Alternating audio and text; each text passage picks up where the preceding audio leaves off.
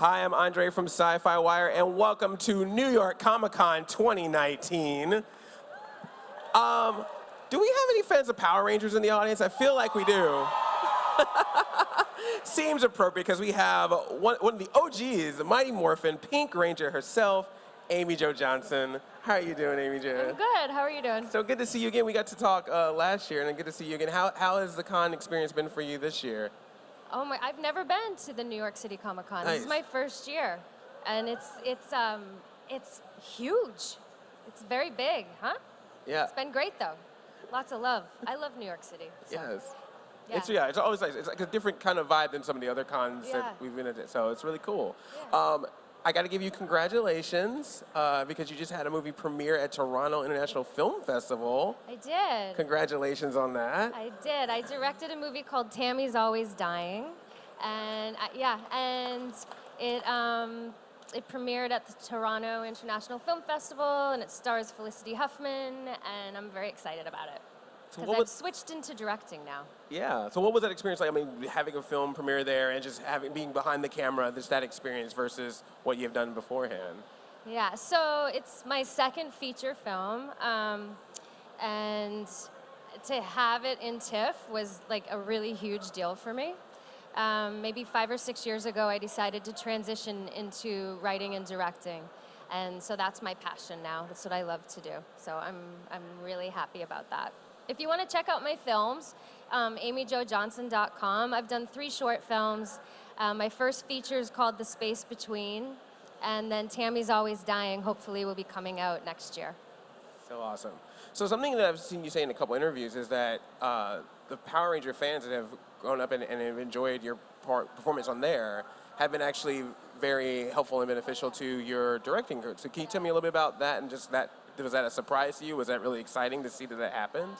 Yeah, you know, I got the Power Rangers gig 27 years ago. It was my first job as an actress, and I had absolutely no idea the impact that it was having on so many kids.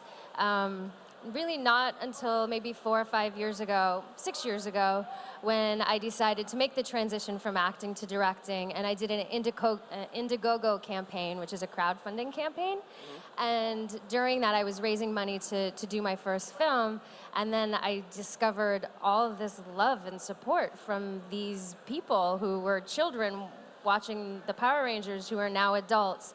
So it's been this really awesome transition in my career, and to have those people supporting me and following my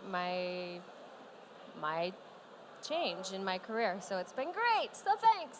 Yeah. Well, I mean, I think it speaks highly of the fandom and their love for you, because like sometimes people get very fixated to the one role. So to see that people are supporting the growth of your career, I mean, it has to feel pretty nice to. It's have that. awesome. It's so great. Yeah, I really appreciate it. And honestly, I had no idea, 27 years ago, really the impact that it was making on all these people. And then starting to come to conventions and meeting people and hearing their stories of how much, what a positive influence the Power Rangers had on people is really, it's really cool to have been a part of that. I think of it almost like free karma or something. Because, it wasn't my intention. That was my first gig. Yeah. So it's pretty cool thing to be a part of.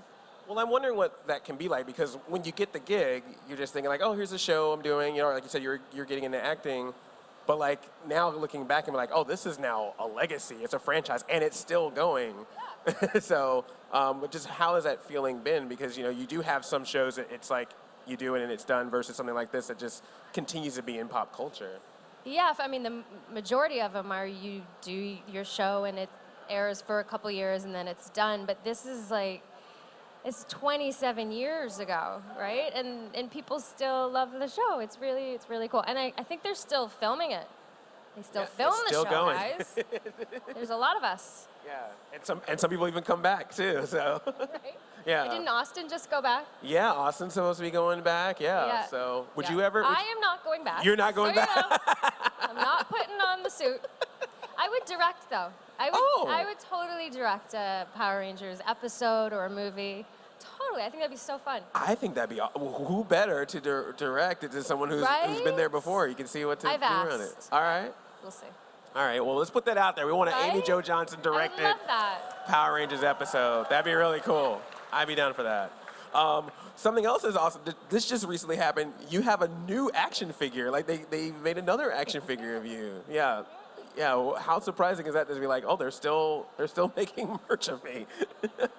I've only signed one.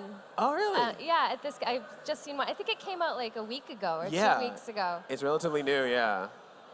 I don't know what to say. It's crazy. I should have brought mine. I have it in my collection. So Do you? yeah, yeah. Oh, well, yours is like a very special one. They talked It about has like my hair. Yeah. And like, I don't know. Yeah, and they had to do something special with the arms so that you could hold the bow and arrow that none of the other figures Oh. have. So you're Oh. yeah. So, but I mean, how is that? Because I've seen some cosplayers here, and they're all various ages. Some people are cosplaying as a Pink Ranger. Some people are even cosplaying as like the street clothes. So, like, how is that to see that it's a show that happened 27 years ago, like you said, but so many different ages are still talking about it now? Like, what has that impact been like?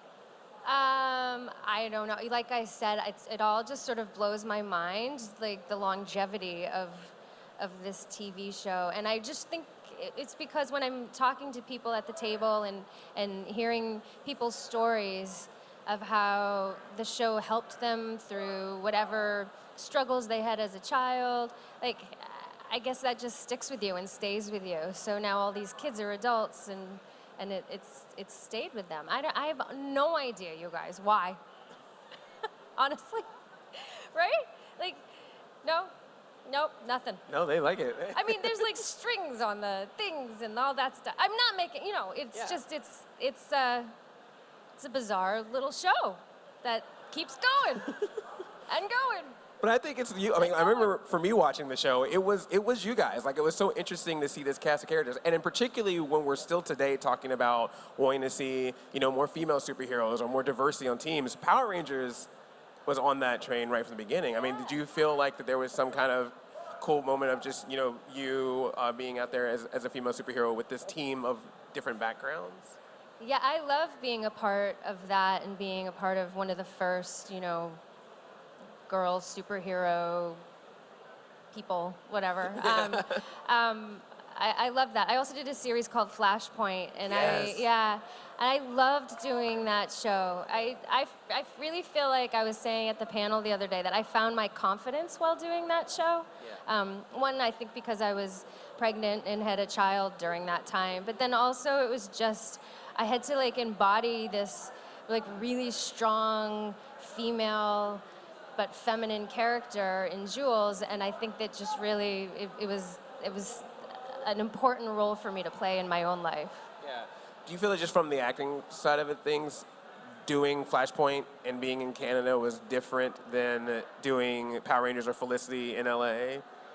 Yeah, well, Power Rangers was literally my first gig. Yeah. I didn't even know how to hit a mark. Like, it was my training ground, really, in a lot of ways, to learn how to be on set and to just how to, not necessarily how to act, but definitely how to film. Yeah.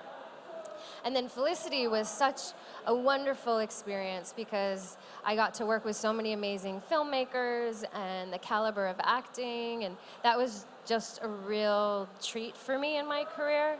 And then moving to Canada and doing Flashpoint was a whole other, it was a completely different experience. I had actually left Los Angeles and sort of moved my entire life to Canada to sort of decompress and figure out what I wanted to do next. And then Flashpoint sort of landed on my lap, and it was a really great show for me in a lot of ways. And during doing that show, that's when I decided I wanted to write and direct.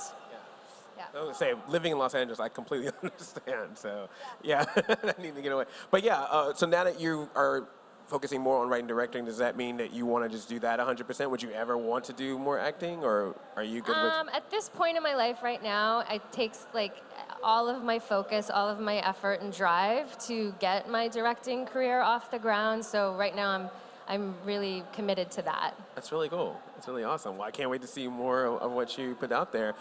So obviously people always talk about their fans of you from all your various things, but What are you particularly a fan of? Like, what do you get excited about the way that people get excited about you? Well, right now, as I'm like learning and growing as a director, I really love looking at other directors that inspire me, and Yeah. Jean-Marc Vallée is one of them. His movie Café de Flore is one of my most favorite movies. I highly recommend watching it. Yeah, different directors. David O. Russell, I love his movies. There's lots of them, but Nice. that's what inspires me right now is watching other people's work. That's really cool. So it just inspires you to try something new or challenge yourself. That's really awesome. So just in general, just with things like Power Rangers, but just in general, just seeing what's going on here versus what it was like in like the 90s or 2000s, like what do you feel about just the general vibe of people and their fandom and pop culture? Like, just is that something that just excites you? Or are you surprised to see how much it keeps continuing to grow? And are you just excited to have your part in all of it? I kind of understand the question. Just the whole Just world. yeah, of just the the landscape Comic-Con of like geek world? culture, yeah, and Oh everything. yeah, I love that I have like a place within it with Power Rangers.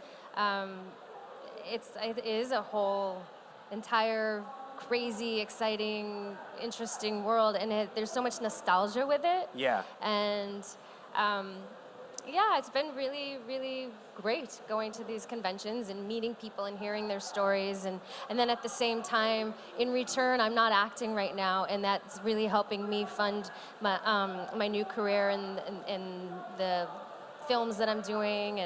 And so it feels like a real blessing to be a part of it. Well, it's so awesome to have you here, and I'm so glad that we're able to not only see you, but also support you as well with your future endeavors. Thank you so much, Amy Jo Thank Johnson. you. Let's Thanks give a for round of having me. applause to Amy Jo Johnson.